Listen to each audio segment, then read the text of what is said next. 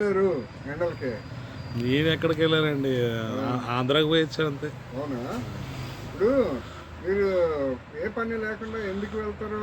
ఏదో ఒక పని ఉంటుందిగా. ఏం సరదాగా తిరిగి వద్దామని వెళ్ళాను అంతే. ఈ ఎండల్లో అవును.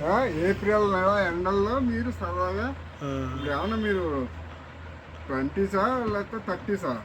20-30 అయితే తిరుగుతా, లేకపోతే మామూలుగా పోయి రావద్దా? ఏం కాదు, ఎవరైనా ఒక పర్టికులర్ లైఫ్లో పడ్డ తర్వాత 20s 30s అంటే ఏదో ఒక ప్రపంచాన్ని చూడాలని ఉంటుంది వాళ్ళకి. అందుకని చెప్పేసి వాళ్ళు కొంచెం ఎంజాయ్మెంట్ కోసం తిరుగుతారు. వాళ్ళకి ఎండ కొండ తెలీదు, తర్వాత తెలుస్తుంది ఎవరికైనా. అంతేగాని మీరు ఈ వయసులో బయటకు వెళ్ళి తిరిగి వచ్చారంటే నేను నమ్మేటంతటువంటి కాదండి. సరదాగా తిరిగి వచ్చారంటే నమ్మరట కాదండి. ఇంకొకటి, ఒక విషయానికి వస్తే, రియాలిటీకి వస్తే, మనం ఒక సంసారంలో పడ్డ తర్వాత సార్, మీ దగ్గర ఎంతైనా ఉన్నామండి, నా దగ్గర ఎంతైనా ఉన్నామండి, నిజమైన సంసారంలో పడ్డటువంటి వ్యక్తికి ఒక ఆలోచన ఉంటుంది.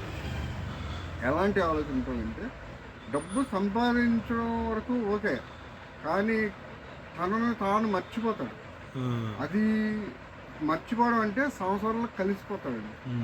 అది ఎలా ఉంటుందంటే ఆ పరిస్థితి, రేపన్న రోజు వాడు పిండిలో కానీ కట్టులో కానీ బొట్టులో కానీ ఏదైనా కానివ్వండి, ఒక అన్హెల్దీగా వచ్చిన రోజు ఆడ ఏదైనా హాస్పిటల్కి వెళ్ళాల్సి వస్తే కూడా ఎలా ఉంటుంది సిచ్యువేషన్ అంటే, అరేమ్మా నేను నన్ను హాస్పిటల్కి తీసుకుపోతున్నారు, వీళ్ళు అక్కడ ఈ కార్పొరేట్ హాస్పిటల్లో వాళ్ళ బిల్లులు ఎంతెంతో వేసేస్తారు, వీళ్ళు ఎలా కట్టగలుగుతారు, వాళ్ళు కానీ పిల్లలు కానీ ఈ సమస్యను ఎలాగ ఓవర్కమ్ చేయగలుగుతారని ఆలోచిస్తారే తప్ప, అయ్యో నేనేమైపోతాను, నా ఆరోగ్యం అయిపోతే మరి వాళ్ళు ఎలా బయటకు వస్తారని చెప్పేసి ఎప్పుడో కానీ ఎవరైనా ఆలోచించారండి.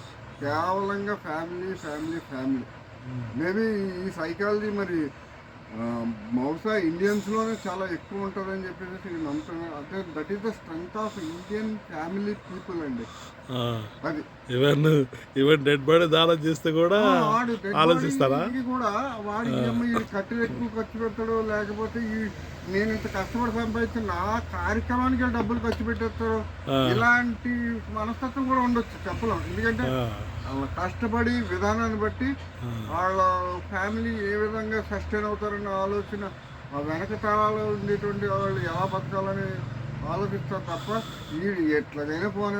ఏమండి 2 రోజులు బయట తిరిగి వచ్చారు అన్నదానికి ఇంత స్టోరీ చెప్పి తిరిగారు. లేదండి, ఇది సరదాగా మనిషి యొక్క జీవితంలో జరిగేటటువంటి నిజాన్ని మీకు తెలియపరిచాను తప్ప, నేను కూడా కొన్ని సందర్భాలు చూశాను కాబట్టి చెప్తున్నానండి.